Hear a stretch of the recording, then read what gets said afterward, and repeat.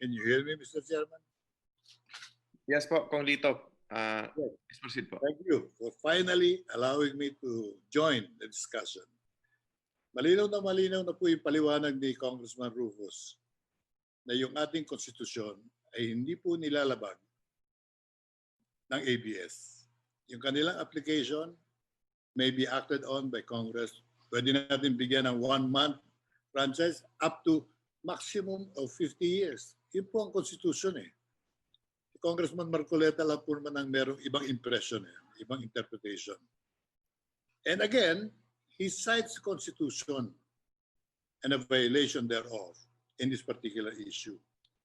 Can I ask the gentleman representing ABS, Attorney Bautista, a simple question? Pwede po ba? Andiyan pa po niya. Andiyan pa po ba si Attorney Bautista? Attorney Bautista? Andyan pa po, Kong Lito. Nais ko lang liwanagan yung paulit-ulit na sinabi ni Congressman Marcoleta na meron siyang sinasite na 3 batas na nagbibigay ng 150 years franchise sa ABS. Totoo po ba yan o hindi? You were not given a chance to answer that very clearly. I'm asking you now. Did you ever enjoy a 150-year franchise? Hindi po. We never did. Alam ko po yun. Alam ko, and I agree with you. I just wanted that on record because Congressman Marcoleta was browbeating you. He was not giving you a chance to answer. Again, he's alleging a constitutional violation, but there is none. Okay lang po yun. Okay lang. Ang nakuha ninyong prangkisa, kailan po ba? Yung latest? 79. I think Attorney Poblador can answer that question. I'm not sure when we got it. I will answer it. 1995. 1995. 25 years. Kaya nga po, paso na ngayon. Ngayong 2020, it is now terminated or expired. That's the reason why you're applying for a new franchise. Yes, sir. So malinaw po sa akin, hindi lang malinaw kay Congressman Marcoleta, na unang-una, wala kayong nakuha 100 billion ever. It's being used by the gentleman from the party list, Buhay. He used the word bro-beating, very unparliamentary language, and I move to strike off the record the remarks of the gentleman from Buhay party list. Mr. To do with Congressman Marcoleta in the sense that he demeans the Mr. Remulla, I am not willing to be corrected by you because you also have been monopolizing these proceedings. This is a congressional hearing. Can you kindly suspend the rules, Mr. Chairman? Suspended for a few minutes.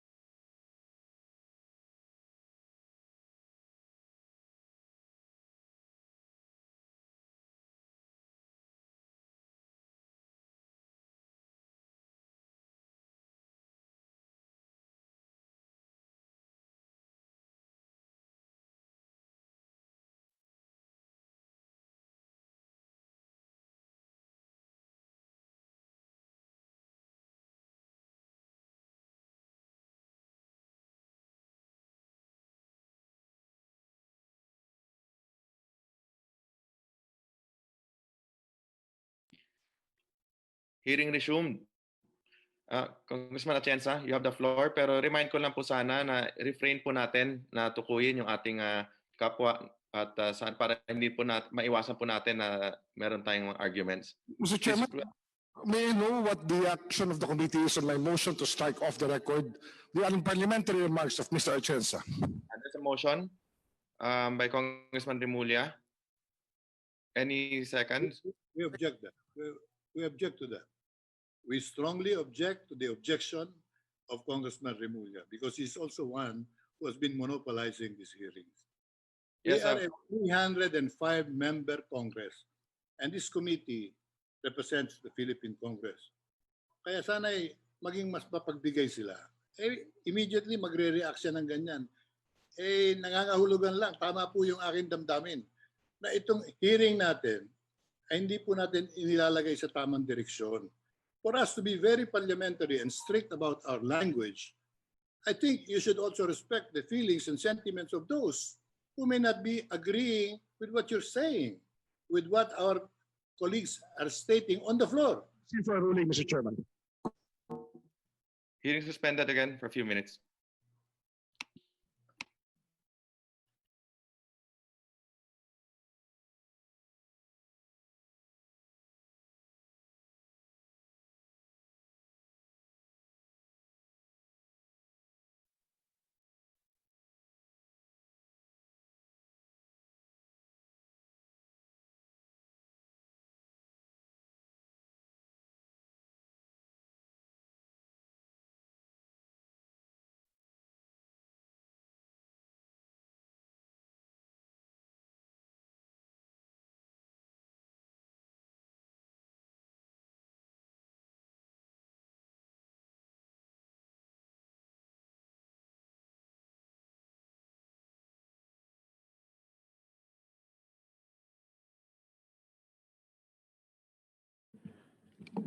Session resumed. Sa ating pong galang-galang na Honorable Lito Atienza, sa ating pong elder statesman, ang hiningi lang naman po ng ni Congressman Remulla ay yung pong wag po tayong magtukuyan dito sa loob ng ating hearing sa ating komite at kinikilala naman po yung mga puntos na niraise ninyo. Doon po sa binanggit nyo, Honorable Atienza, tungkol po doon sa pagkakasunod-sunod ng mga nagtatanong at nagsasalita. Pag po ninyo, hindi po kami ang nagde-determine yan yung nasa floor. Everyone is welcome to attend the committee hearings. Ito po yung dinedetermine ng chairman ng Legislative Franchise Committee and the Committee on Good Government. So, Congressman Atienza, with your indulgence, I will rule to strike off the word probity and your reference to Congressman Marcoleta.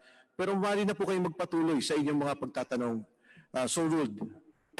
Mr. Chairman, may we just continue by way of manifestation? Dahil wala na po yung issue constitutionality nitong franchise application. Under the Constitution, it's very clear. No one franchise should be more than 50 years. They're not applying for a 51-year franchise. They're applying for a renewal of their 25-year franchise. So it is within the powers of Congress to determine this. And all I request, Congressman Marcoleta, who is enjoying, obviously, immense advantage in these hearings because pag siya nagsasalita, hindi po niyo ini-interrupt. Hindi po niyo pinipigil. Pag kami po nagsasalita, masyado kayong maigpit.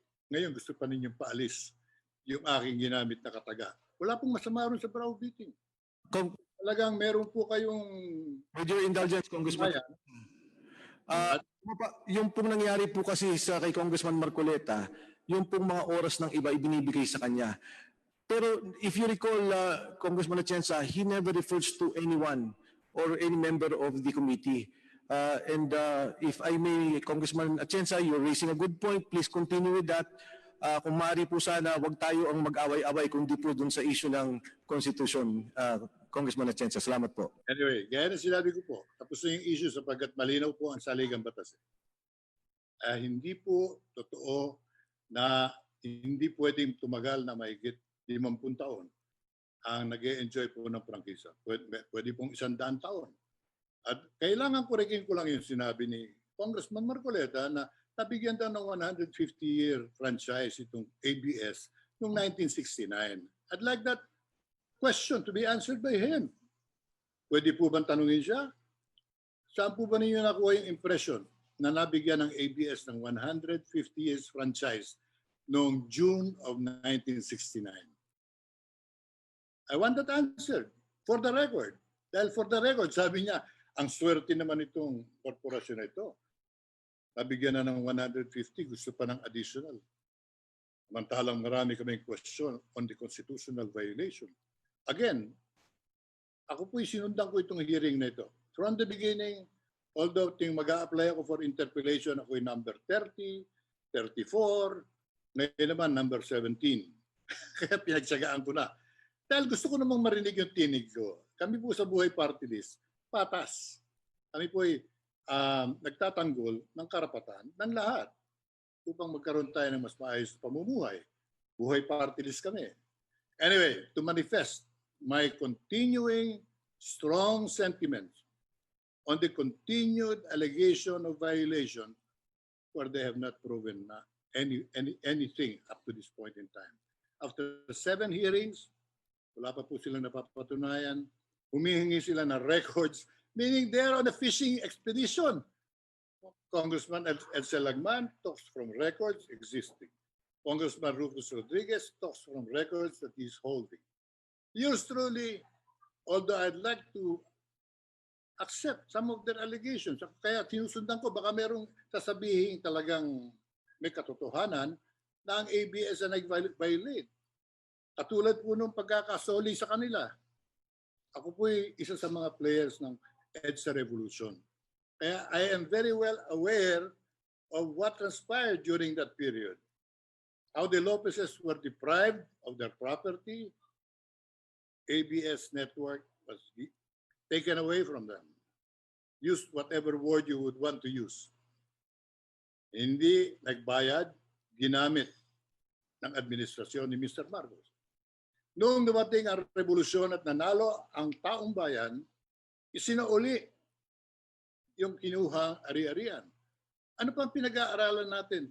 Ang tanong ko nga sa marami, kung kayo, yung bahay ninyo, inagaw ng isang opisyal ng militar under martial law, huwag na si Mr. Marcos, nawala sa inyong kontrol, nawalan kayo ng bahay at ari-arian.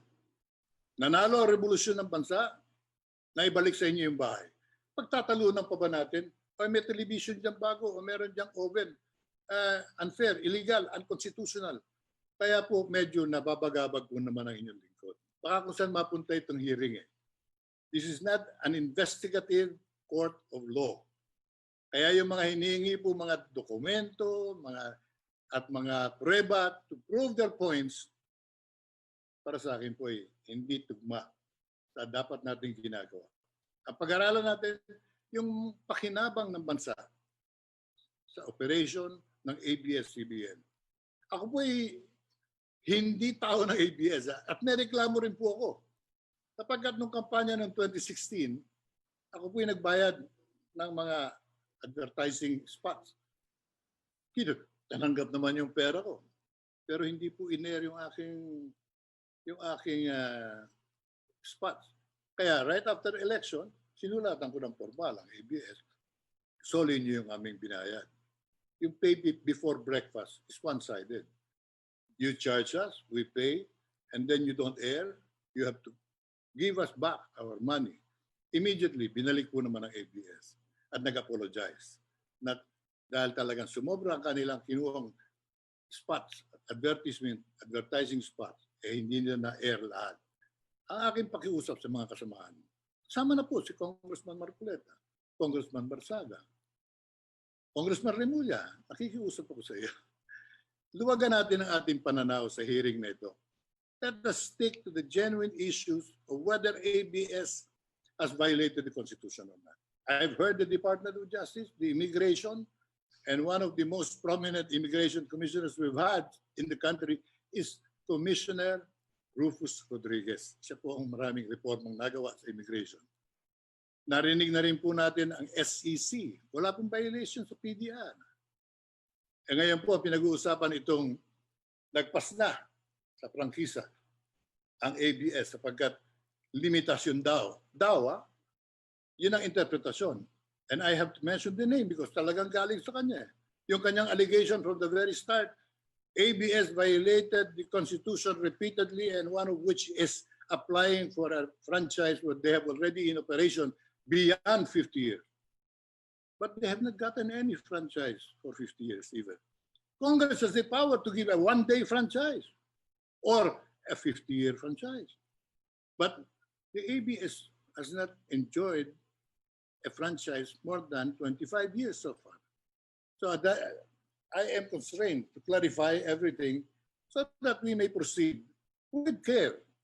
Kung gusto ninyong pagbigyan si Congressman Marcoleta sa kanyang repeated questioning on the constitutionality or violations of thereof, okay lang sa akin. Total, ang boboto po dito noon sa plenaryo tayong lahat eh. Yung boto niya isa. Yung boto po ni Congressman Atienza, isa rin. And therefore, in the final analysis, ito yung desisyon ng buong Kongreso. Subalit, huwag naman tayong magmukhang one-sided, bias sa mata ng tao. Ang tanong po sa akin sa labas ganun lang palagi Kayo ba talaga bang desidido kayong wag bigyan ng prangkisa? Sabi ko, bakit ganun ang impression ninyo? Napapanood po namin yung paratang ng isa ay paulit-ulit na hindi binabago. Bagamat nagsasalita na autoridad. Paniniwalaan ba natin yung kasama nating congressman who may not agree with the Department of Justice, with the immigration officials, with the Securities and Exchange Commission? Yung citizenship issue, hanggang ngayon, issue pa rin sa kanila. Malinaw na malinaw po dual citizen. Hindi naman dininay ni Mr. Lopez. I am an American citizen by virtue of my being born in America. Under American laws, that makes me an American citizen. Ang reaction doon, ang swerte mo naman. At talagang swerte nga siguro. Kayo, pag pinanganak kayo sa Amerika, American citizen kayo. Pero ako, personal, hindi po ako naiingit doon. Hindi ko masasabing swerte kayo. Maraming problema Amerika ngayon. I wouldn't want to be an American citizen. But Gabby Lopez is a natural-born Filipino.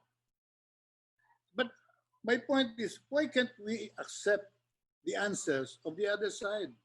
Lest we be branded as biased, and we are already decided on the issue.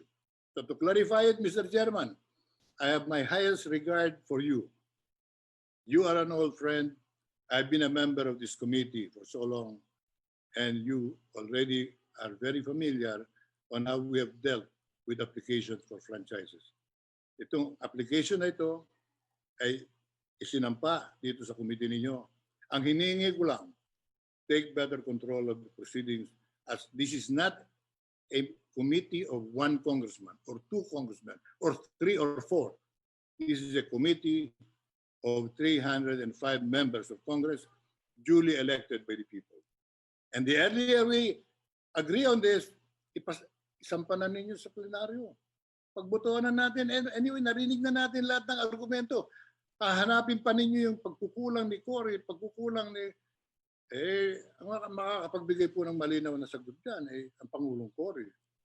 Under the Freedom Constitution, she was free to become a lawmaker and the chief executive. Alam ni Congressman Rufus yan. Binanggit nga niya, we were under a revolutionary government at that time. We had a suspended constitution. We had a freedom constitution. So I don't know what they are looking for. Even if they are able to find any fault, sasagutin lang po yan ng mga abogadong batikan. Wala na po yung taong nagkamali. Sino po ang ating parurusahan yung tumanggap ng benepisyo? Palagay ko hindi po. Usgahan natin ang ABS on the basis of their contribution to national development and, of course, the protection of the rights of every citizen and public service all the time. Yun po ang nakikita ng marami sa ABS. Kaya marami po tayong ipaliliwanag pag dito nagkamali tayo ng ating pamamaraan. I urge the chairman of both committees, Chairman